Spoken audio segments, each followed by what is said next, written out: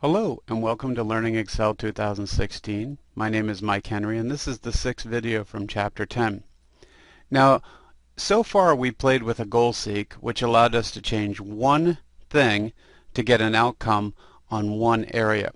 We then took a one variable data table and we could change one variable with multiple inputs. Then we took it a little bit further and we said let's do a two variable. So we had two variables and we changed with multiple inputs in each of those variables.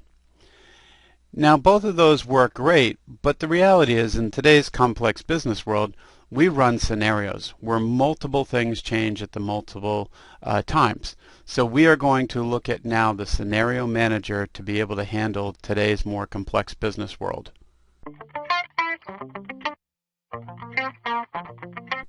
It's time to do the scenario manager.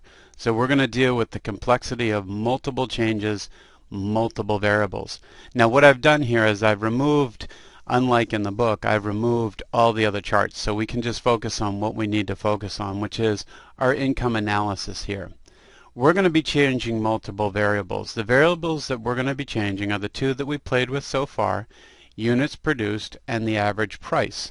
The other variables we're going to play with are these four right here: salaries, shipping and distribution, the stocking, storage, and miscellaneous. So we're going to have all six of those variables being changed, and we're going to have them being changed in multiple different ways.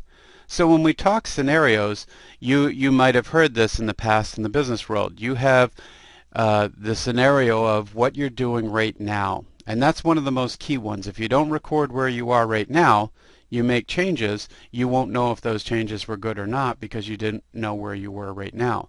So we always start with a scenario called the status quo. What are we doing right now? No changes. Then in the business world, you should always have two scenarios instantly right after that. One called expanded operations. You're growing and you're going in the right direction. And the other one would be reduced operations. You are shrinking back. Things might not be going well, or you're coming to the end of a life cycle of some particular product. So you have this reduced operations. And then I always like to have one in there called I'm picking up my marbles and going home, or the get out of the business scenario.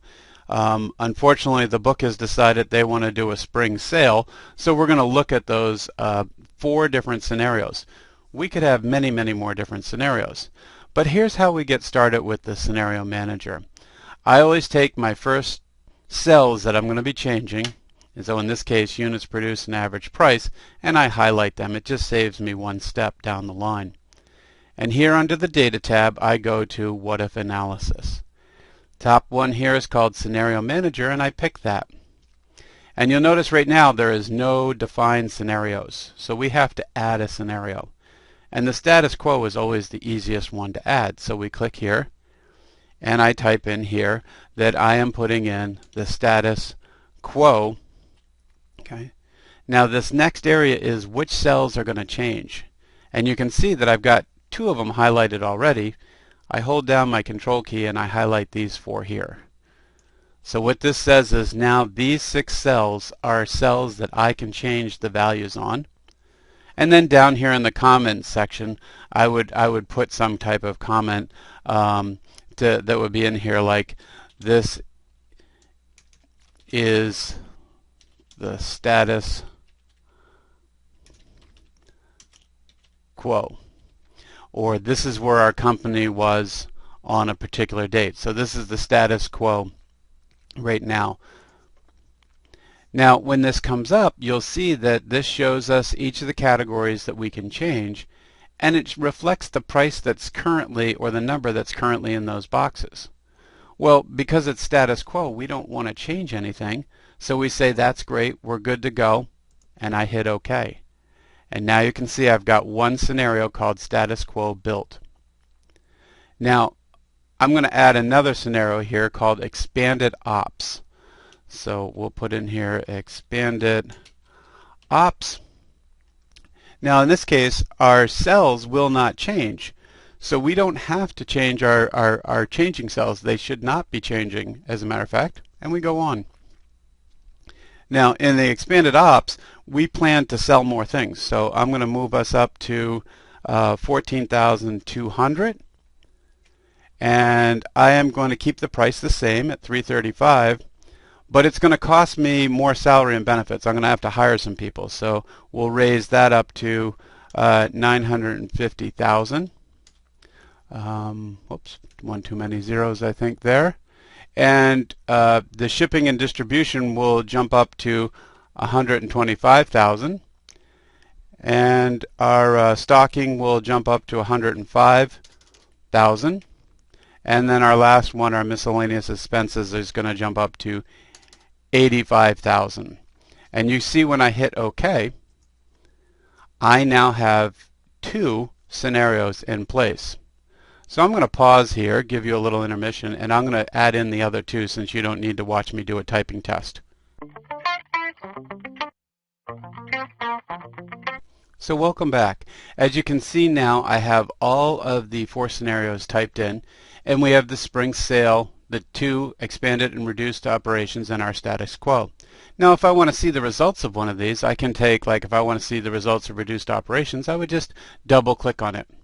And you can see over here the numbers just changed in this spot, and I can see those automatically in there. I would hit close, and then I could go down here and see what my net income was for that. And then I could come back up here, Scenario Manager.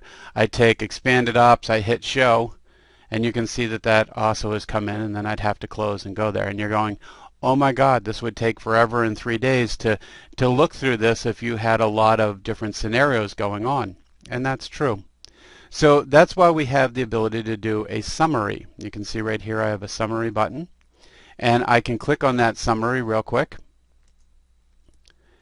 Now it's asking a very key question here. It says, what are the result cells you want to look at? And in this case, I've already highlighted total revenue, total expenses, and net income, because those are really important cells for me to look at. Now, I could have highlighted any cells that I wanted to. I could have highlighted these cells up here to show what was happening with our variables as we changed. But I highlighted these. Pick your result cells. It's very important. And I hit OK.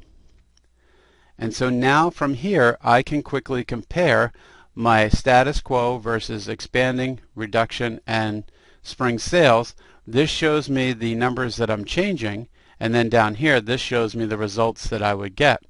So if I'm looking to maximize my income, the truth of the matter is I shouldn't change anything, because I'm getting a net income of 300,000 when I use the status quo. Now if I do want to expand, I expand my market, so I'm working harder to get more out there. Because I increase my cost so much, I'm not getting back the money that I want. So maybe I need to figure out how can I sell that much. Maybe I need to increase this price, or maybe I need to figure out, can I do it cheaper? Can I get my labor cheaper? Can I use robots and automation to get my numbers down? But right now it doesn't help me to expand because I'm not making more money. You can see here in the reduced operations I went down, and then here we lowered our price, but because we lowered our price we're selling a lot more. But I also have those higher costs. So I need to analyze my situation, and that's what this scenario manager does. It lets me analyze all these different scenarios or games that we can play and pick the one that we want to execute as a business leader. Now I'm going to come back to here, and I'm going to go back to my scenario manager, and what you'll also notice under this summary is I could have made a pivot table report. So I could drop that into a pivot table, and you can see that it gives me the result cells based on these things. Now I could go in and I could filter out certain things and figure out what might be the best scenario. Or I could take my pivot table right from here, and as you guys remember from pivot tables, I could come right over here and create a pivot chart showing me, in this case I'll just pick the first one, a clustered column, showing me what's going on with my revenues, expenses, and net income based on these different scenarios. So as you can see, the scenario manager let us play the what if game to the best possible way, and gives us the opportunity to really look at all the complexity of a business situation, not just changing one or two variables.